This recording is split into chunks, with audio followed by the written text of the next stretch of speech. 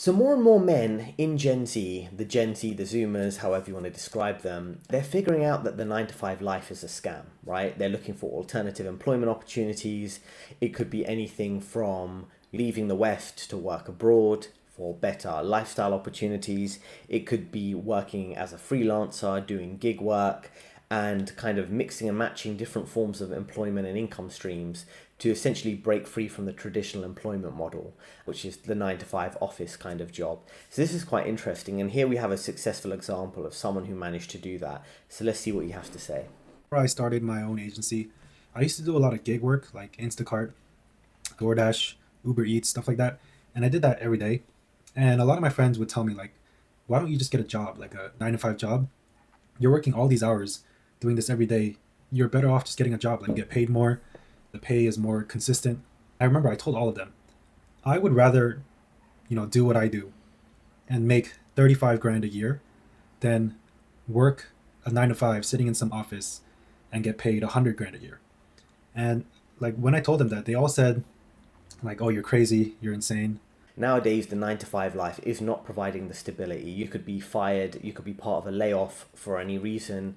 Particularly now, it's quite common that people are subject to layoffs. Then you've got instances where people are not getting promoted because they're not the preferred gender or racial demographic, depending on DEI hires, or they don't have the right politically correct opinion, the woke ideology. So you have all these things which are making the 9 to 5 less and less stable, and all the alternatives more and more attractive. There are more and more people looking to do freelance work, whether it's a freelance marketing coach, a freelance accountant, anything like that, right?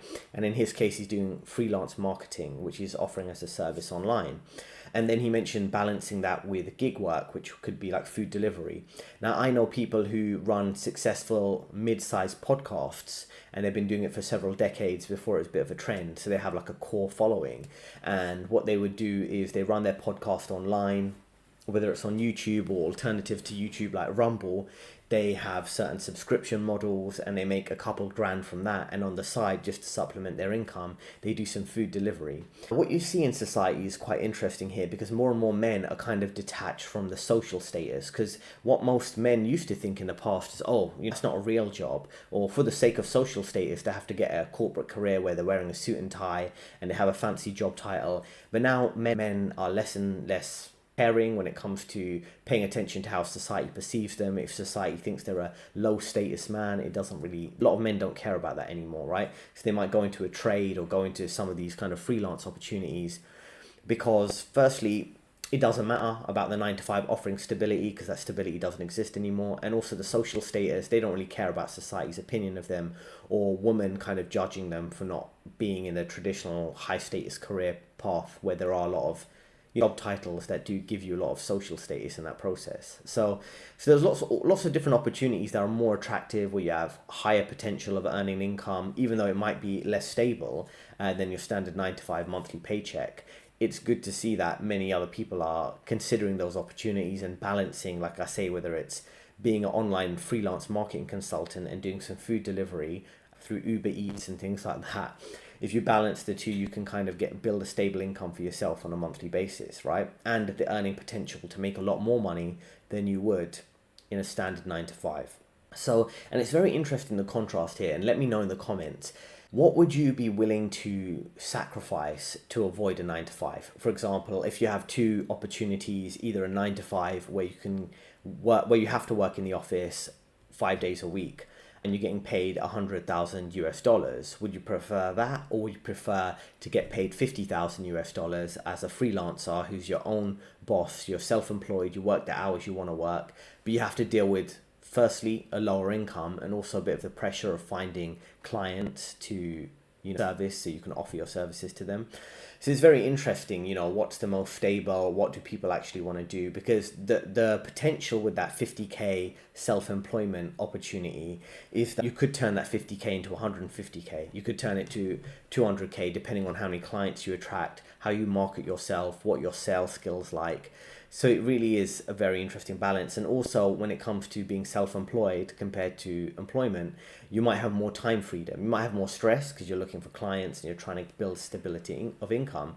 But you have more time freedom to work when you want to work. You can work in the middle of the night if you're more of a night owl and you prefer to do that, or early in the morning. And also, you have a lot of movement, freedom of movement.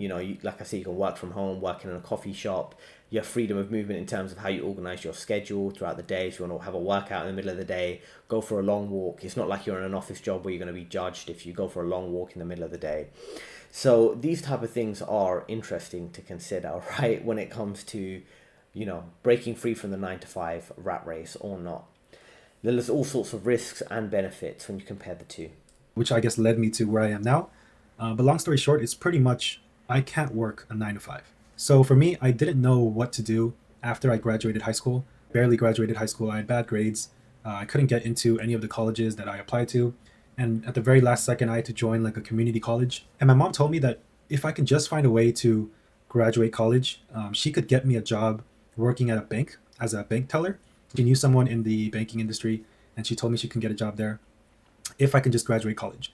So my plan was like, okay, my goal is to just go to this community college, study really hard, transfer to like a university or a Cal State, graduate there, and then after I graduate, I'm gonna work at a bank for the rest of my life. And then I thought about it, work at a bank for the rest of my life. Something about that just sounded kind of depressing and sad. I'm not bashing it. By the way, I'm not bashing anybody who works a 9 to 5 or who works at a bank. It's actually the opposite. I have so much respect for people who can do this because I physically can't do it. The more I thought about it, the more I thought about like how this was going to be my life, the more I started to panic. This is going to be my life. This is going to be what I do for the rest of my life as a bank teller sitting in front of a desk, typing in numbers, doing the same thing every single day. So from the very beginning, something just didn't sit right with me. And I used to work at a part-time cashier at this one cafe. And I still remember to this day, like vividly. But there was one day where I got home from working a full day shift on a Friday.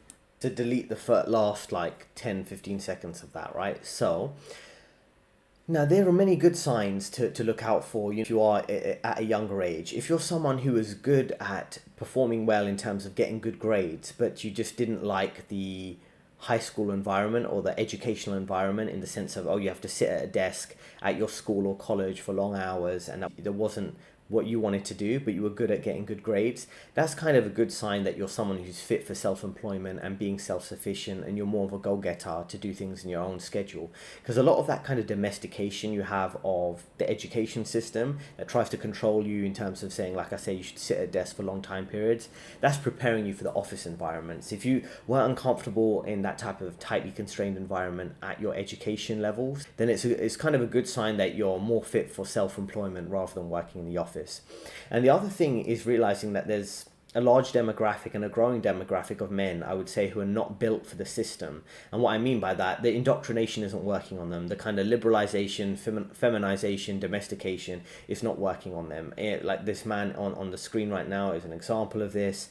The typical path is just not going to work for them. So they'll naturally fall into wanting to do something else. And they might not be able to understand it or explain it fully. They're just like, this current path I'm on, doing the standard college, university, corporate career thing, it's just not working for me.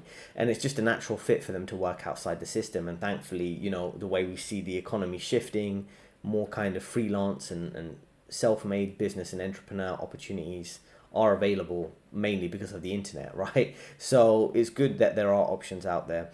And what he's talking about here about life being quite monotonous in a corporate 9 to 5. And the thing is, it's depressing and sad, a lot of these office jobs, because life is not meant to be that predictable. Now, I'm not saying you should make risky decisions when it comes to, quitting your job and just trying to start a business without knowing what you're doing.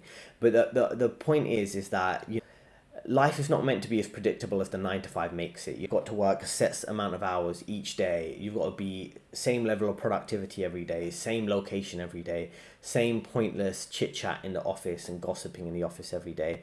It's not sad and depressing because you have a mental health issue. It's sad and depressing because that life is completely not normal to human beings. It's a very sick, unnatural environment, right? And that's why you do see all these people have quite bad lifestyle decisions in relation to that, just coping mechanisms, spending money they shouldn't be spending, not taking care of their health and things like that, right?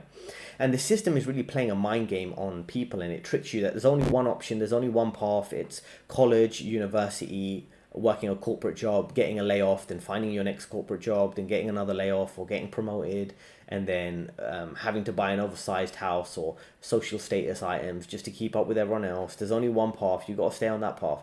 That whole thing is really a mind trick, right? It's really a complete mind game they're playing on you. It's the same with all the other traps, saying that you have to get a student loan and go to college and be in an overpriced, overrated degree, focus on one specific career, become more and more specialized, which on one hand you might say, well, it's good to be specialized in one area, but another way of looking at it does pigeonhole you, right? So for example, if you're only for example, just to give an example, if you graduated with a finance degree, you work for a sales and trading division of a major investment bank, and you start trading credit products like loans and corporate bonds, and then you go from one job to the next just doing that, then if there's a change in the industry, change in demand for different trading ability, and you can only trade one sort of product, you've pigeonholed yourself, and companies will push you to pigeonhole yourself, so you become more and more dependent on them and more dependent on that one job. So just be careful around specialization and the way this system's always kind of tricking you with, oh, stability, we're going to provide stability. If you just follow our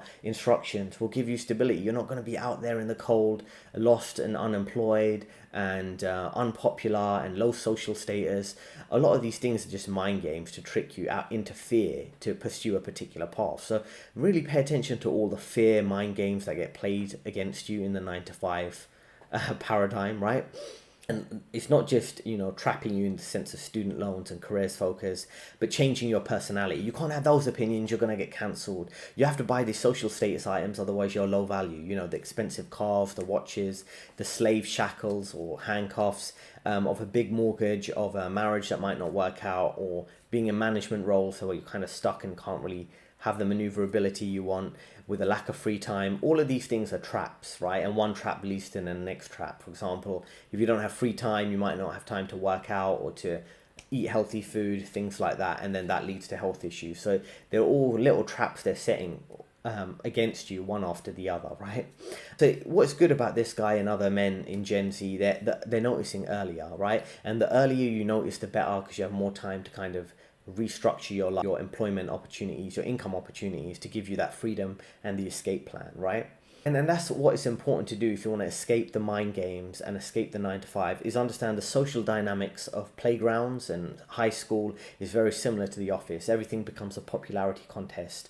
And something I'd noticed about someone who might be like this type of personality, they might be highly skilled and very smart, but what ends up happening is they're not good at playing the popularity contest. They might not have been the most popular kid at high school, and then sooner or later they go into a corporate job with all these technical skills, maybe a finance background, for example, or tech or coding, something like that. And he might be highly technically skilled, but because he can't play the popularity game, he'll end up being left behind in his career compared to other people who are better at kind of social manipulation in the office.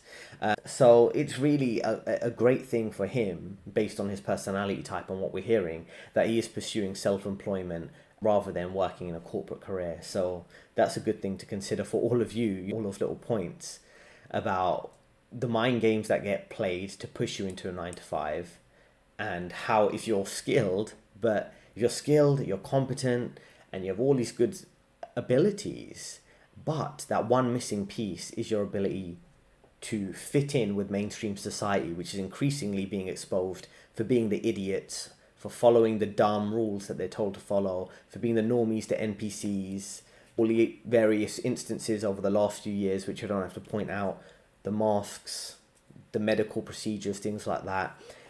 If you're someone who's constantly sees through the dumb decisions of the masses and you don't want to fit in with them, it's just a sign that you are competent and you need to find other income sources. Otherwise, you'll end up in a 9 to 5 trap, which will make you more miserable because you have to spend time living by a set of rules that simply are making your life worse and not better.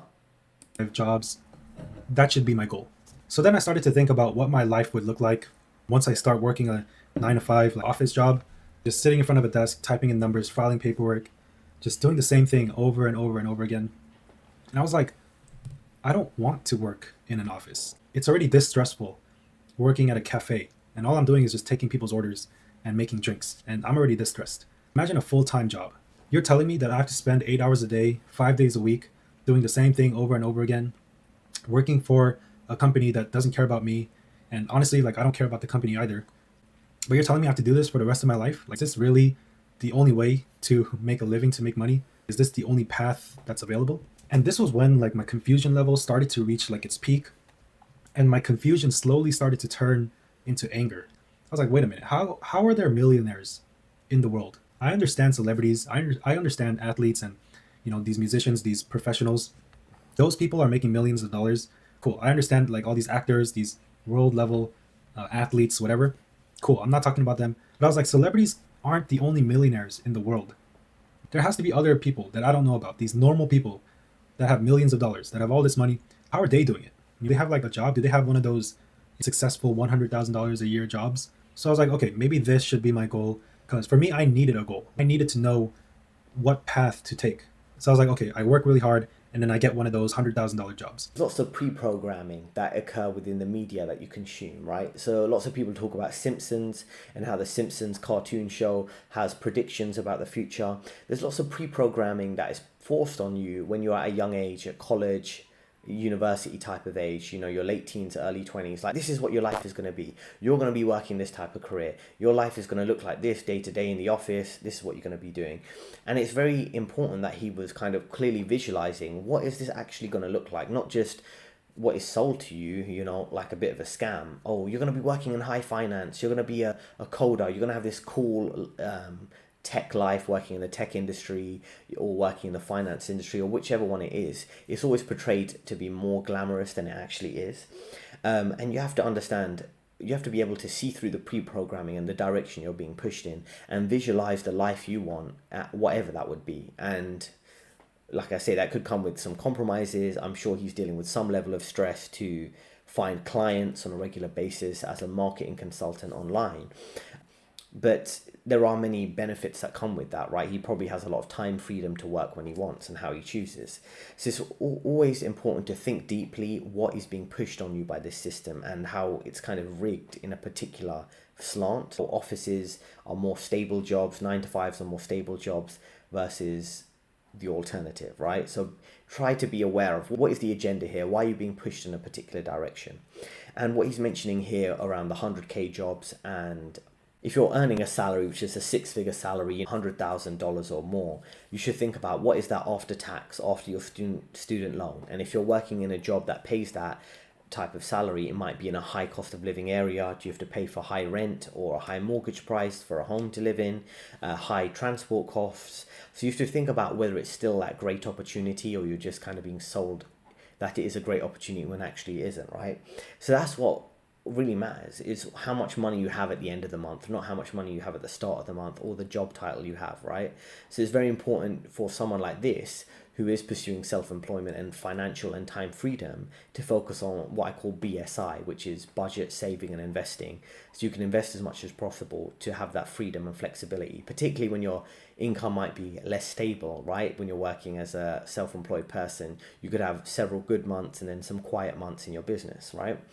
And when it comes to, lots of people say, oh, the fastest path to financial freedom is to get a high paying career and then working over several years to become quite wealthy through investing. And that's definitely possible.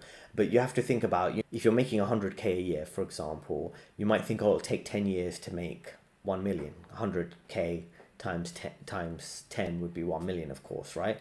But then, like I say, if you take into account all the living costs, all the other things you have to do just to survive, it really is kind of a rigged system. You're always chasing like a carrot on a stick. You're chasing like a brass ring that's never there. So it's something to kind of be real and be realistic about what situation you're being put in by this system, and what is the actual reality versus what you're being told. My bed, even mine, I was dead tired. Just came back from working a 12-hour shift. I was lying in bed, eyes closed, ready to sleep. But as soon as that thought came into my head, just couldn't sleep. I got up from my bed and got in front of my computer, and I started to type all the ways to make money, how people are making money in their sleep, how millionaires become millionaires.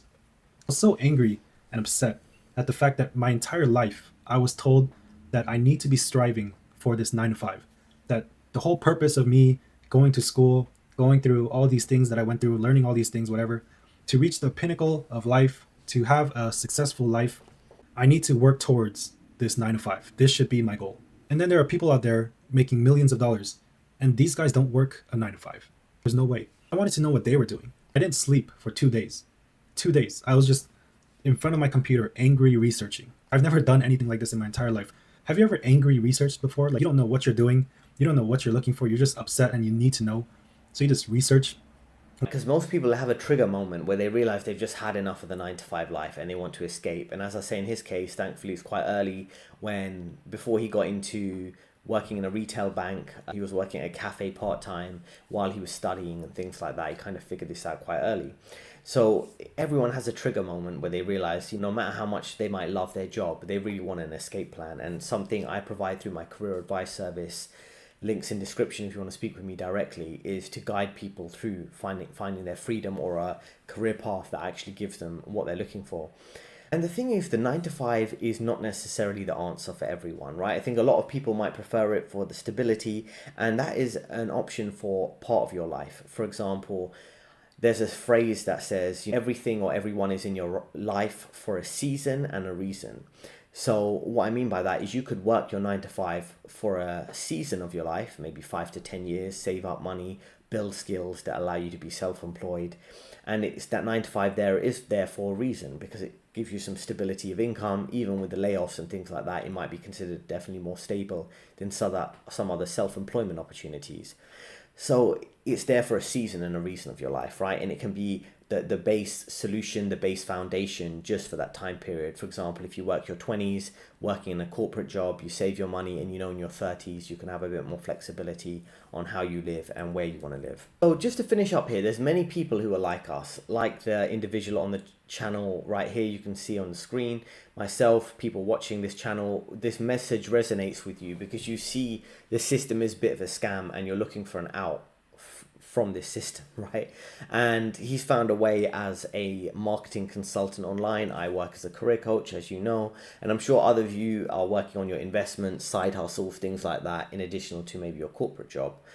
And the point is, there's always little loopholes in this system that you can maybe have a business that addresses, like this guy, as I say, works in marketing. And also there's also different loopholes in terms of taking time away from work. So you could have mini retirements, you could be subject to a layoff and get a decent layoff package that allows you to kind of pursue your hobbies or interests or side income pursuits for 6 to 12 months on the basis of getting that layoff payment. And there's all sorts of loopholes you should look out for, right? To have less commitments and less attachments to the standard path. And one of the key things, as I say, is to be less invested in your job. You got to do what you need to do to keep that job for the time being.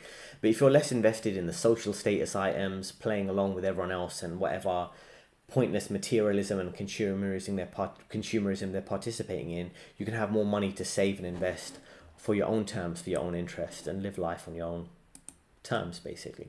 Now, many of you watching the channel know I've worked in finance over 10 years at Goldman, Morgan Stanley, many other top banks. I offer a career advice service. There's a link in the description if you want to speak with me directly. Let me know in the comments what you think about quitting the 9 to 5. Do you want to stay with it for now in your particular situation? What do you think about more and more men within Gen Z looking for their escape plan? Let me know your perspective in the comment section. 2 recommended videos on the screen right now, and I'll see you next time.